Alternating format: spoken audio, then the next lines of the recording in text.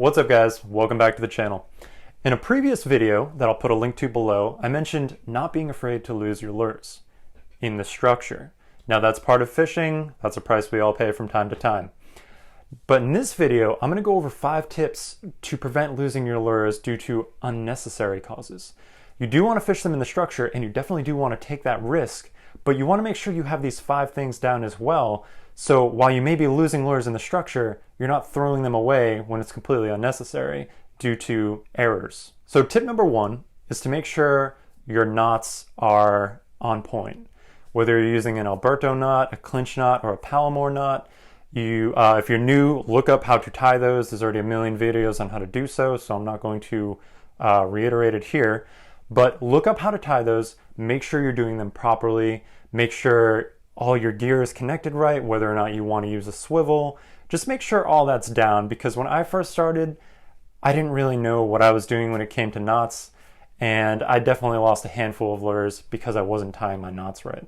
Tip number 2, make sure your line and your tackle is suitable for the lures you're going to be using. Another mistake I made back in my early days, I tried casting, what was it, like a 3-ounce metal lip on a little tiny Walmart rod that was probably rated like up to 1.5 ounces with some 20-pound braid.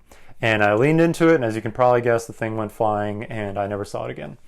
So the lesson here is 1, to make sure the rod is suitable for what you're using. But the mistake that I actually made again, because I didn't realize at the time, was to make sure the line is suitable. You don't want to be using 10-15 pound braid casting a really heavy lure, because while you may be able to reel it in with that, on the cast, the amount of force that's generated by slinging that lure out there is going to be enough to snap lighter line either at the knot or at the main line. So you want to make sure your line and your tackle is suitable for the lures you're going to be throwing. Tip number 3, be mindful when you're landing your fish. So when I first started, I started catching bluefish on metal lip swimmers, and I was having a lot of fun, but I didn't have a gripper with me, and that was mistake number 1 for obvious reasons. But it ended up costing me some lures, and it's because I would grab the leader, pick up the fish, and do my best to use the pliers to try and get the hooks out of its mouth. I don't really know what I was doing back then. But the problem here is a 10-pound bluefish, when it thrashes around, again, a lot of force behind that fish, especially if it's mostly out of the water. And what would end up happening is while I was, walking with the rod, trying to move it or whatever, it would thrash around, the connection of the knot from the leader to the main line would snap, and it would take off with my $20 metal lip. Had that happen a couple of times, and then I bought myself a gripper. So the takeaway from this is to not put too much pressure on the line while you're picking the fish up out of the water. Either grip it or pull it on the sand. I was on a rock jetty at the time, so I can't really pull it on the sand, but I should have had my gripper. But in either situation, don't leave too much force on the line or the leader or the rod for that matter, because all 3 of them can break. So tip number 4 is to learn the structure of the areas you're fishing, particularly where the hazards are that are kind of tough to avoid. As I mentioned, you want to fish the structure, but you want to be aware of the points where you're almost guaranteed to get snagged. So there's a reef I like to fish nearby where it's deep, but then it gets really shallow as you get closer to shore. And I like to fish bottles, darters, and bombers in the area at night. Very productive. But as I get closer to shore, if I don't move the lure around that structure, I'm definitely going to lose it. So there's 2 ways I'll do this. If the tide's high enough, you can always use the rod to pick it up and do your best to work the lure around it. But if the current's really strong and it's really shallow near the shore, what I'll actually do is I'll let some line out. And because the current's not pulling on it and I'm not reeling it, it's not diving.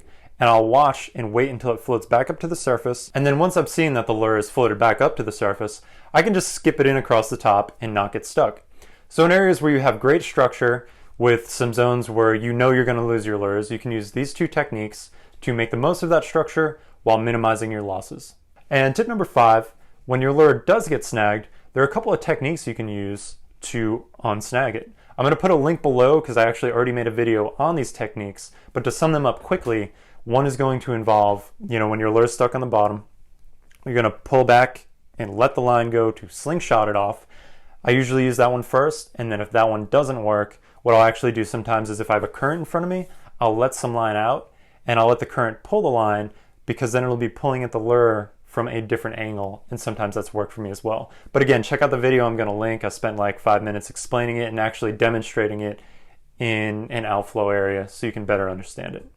So that's it, guys. Like I said in the previous video, you should be fishing your lures around structure, and don't be afraid to lose them, but take these 5 tips with you to prevent any unnecessary losses.